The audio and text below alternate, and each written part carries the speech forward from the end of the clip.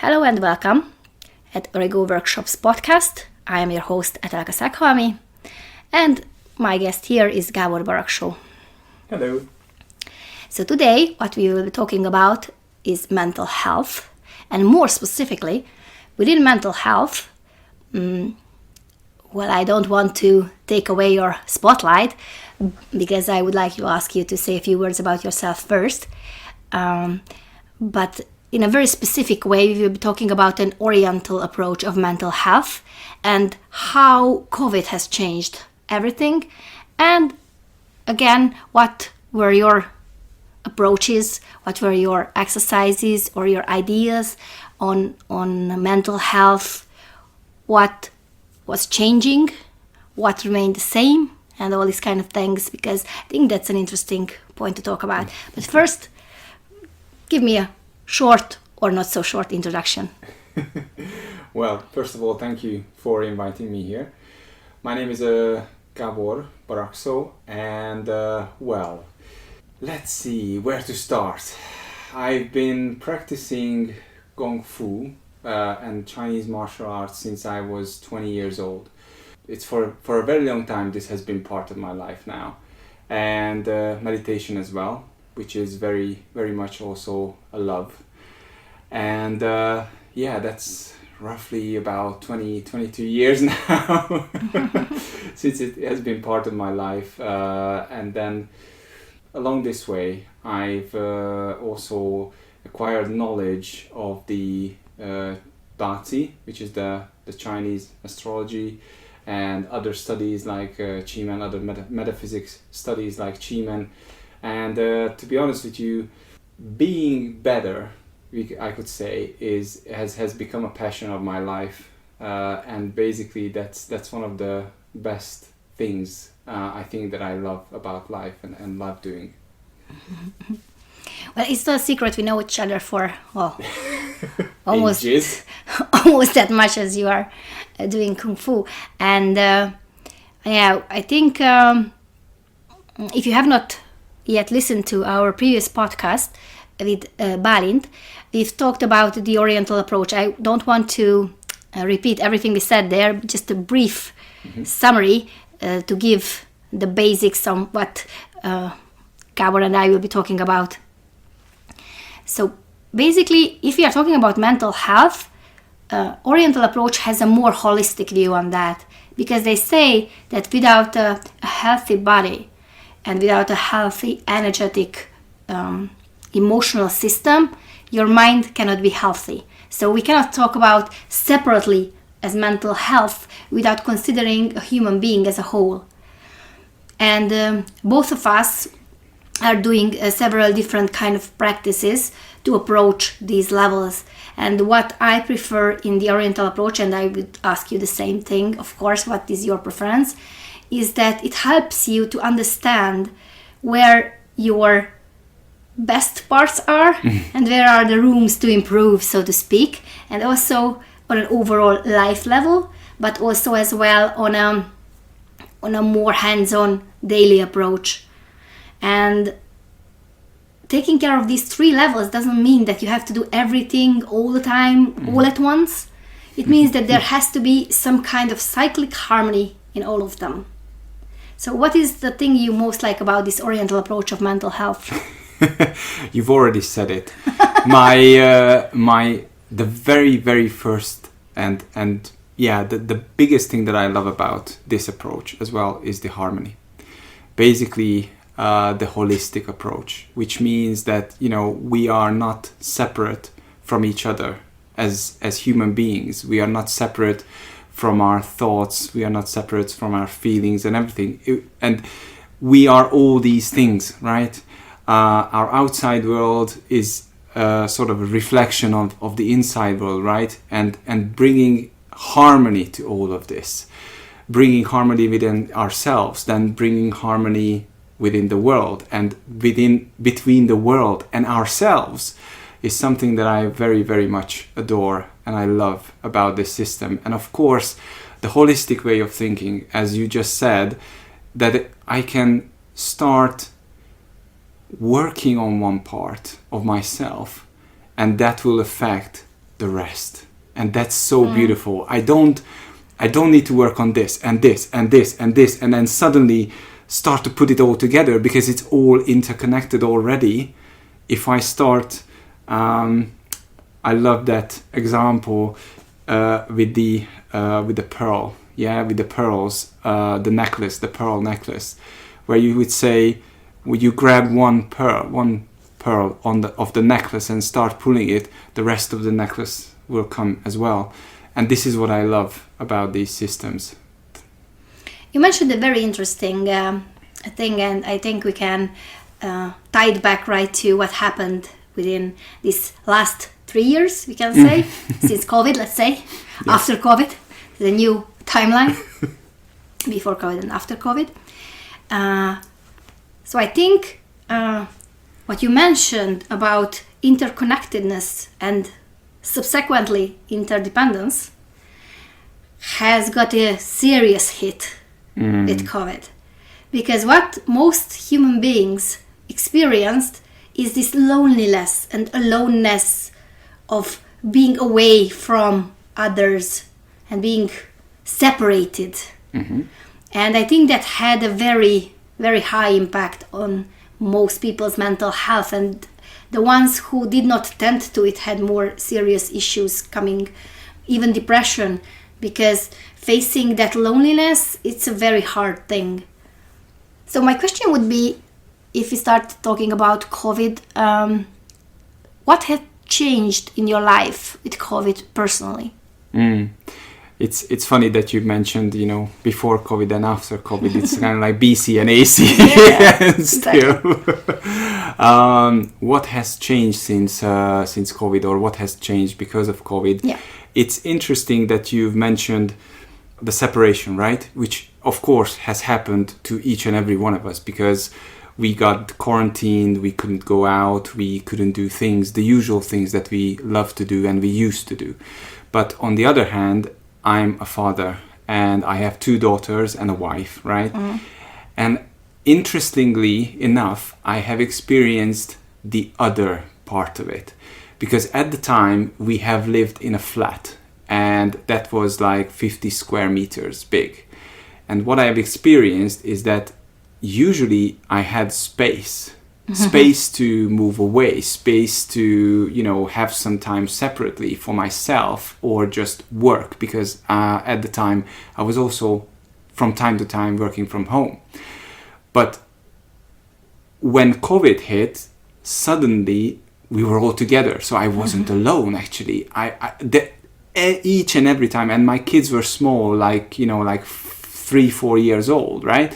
So they were always there, and if anyone has children of that age, they know it's like, daddy, daddy, daddy, daddy. It's not like, shh, daddy's working or on the phone or something. No, it's not.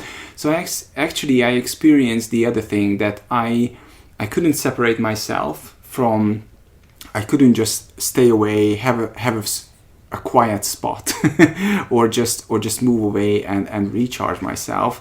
I actually experienced that we were all together all the time, every time, without a break, and that was the change for me. And for someone who actually requires that alone time, that was a huge change. That was a huge shock to the system.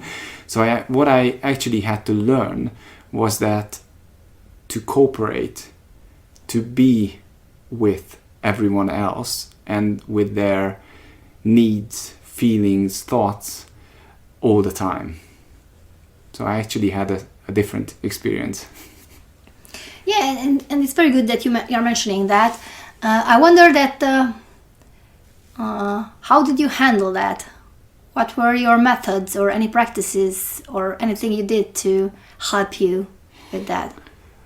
Well, first of all, my method was frustration,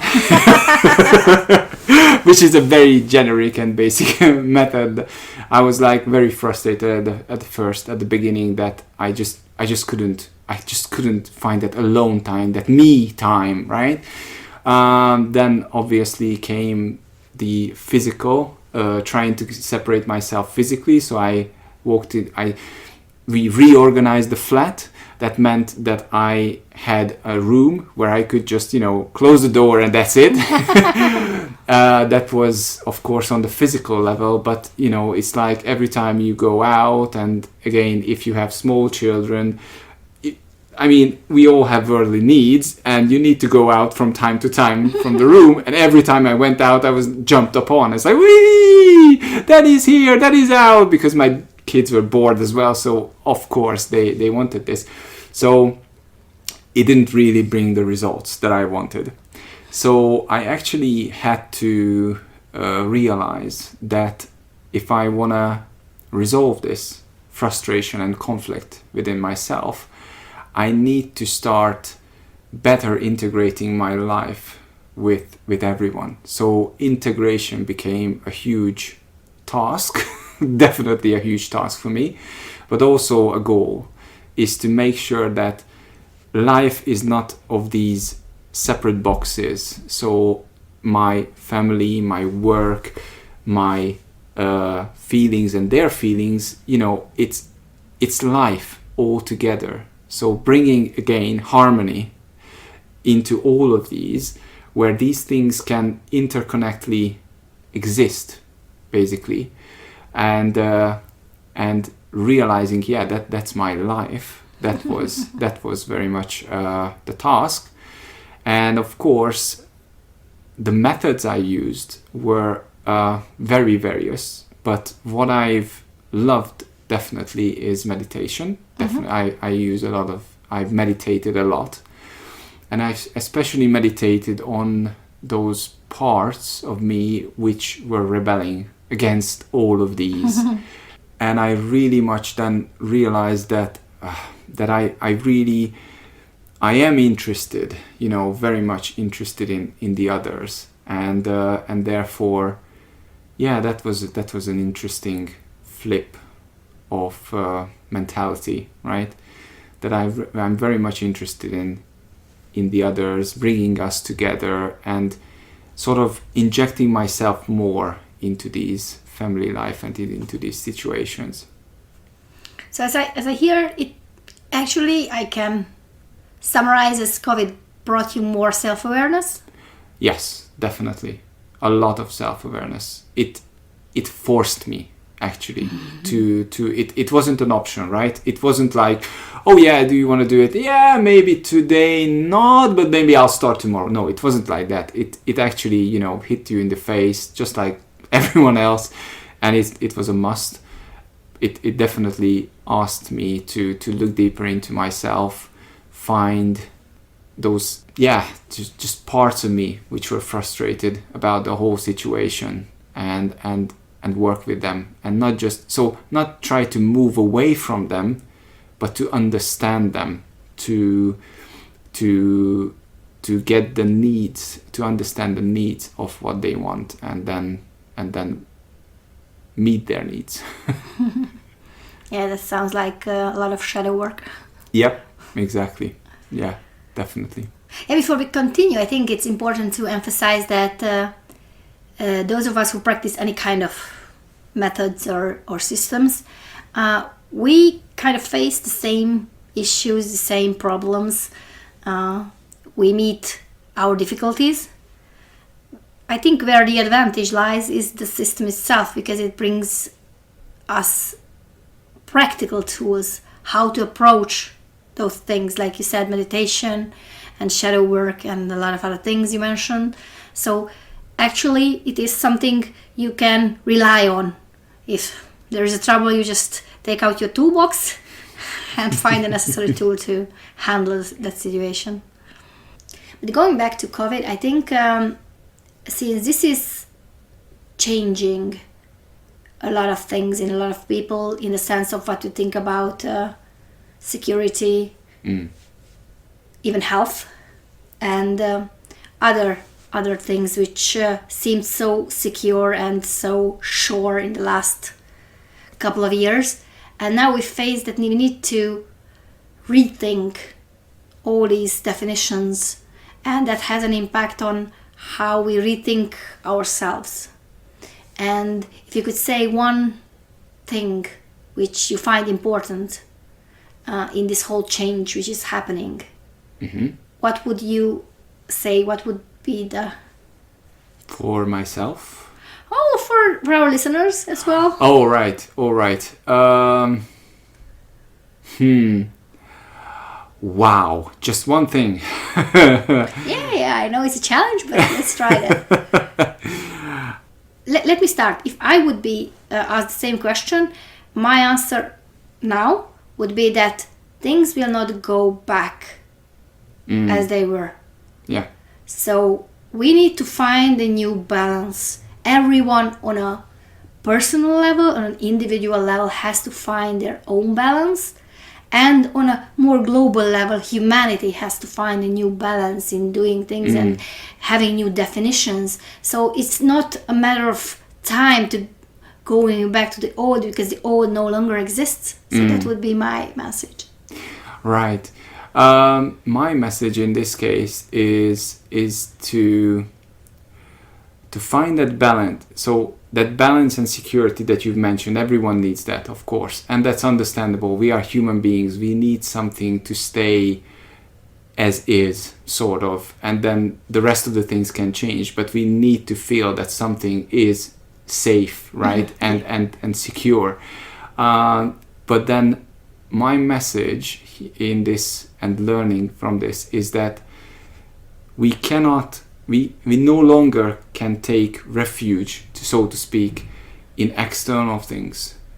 We need to move to our internal world, ourselves, basically.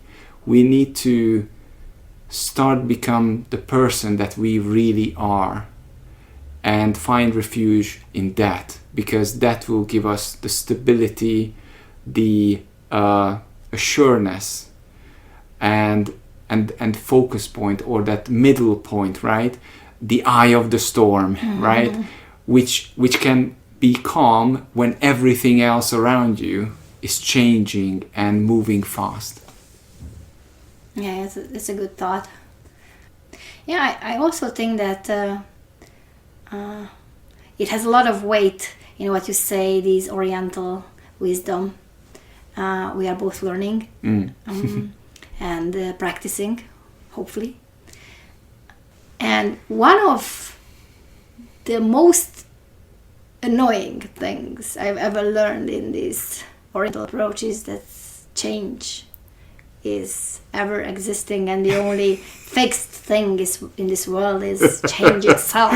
Yes. And I was saying, okay, but how can change be fixed? Come on, guys, try harder.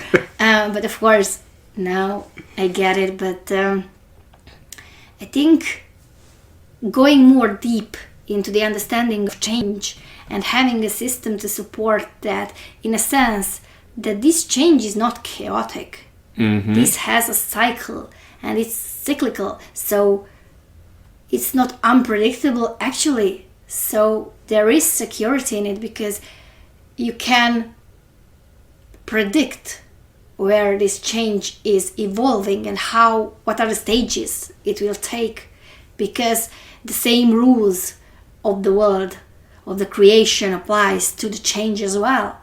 And I think when I got to understand that there are several cycles working at the same time, bigger and smaller. Let's give a more practical examples of those for those who don't, for those who are not so much into this.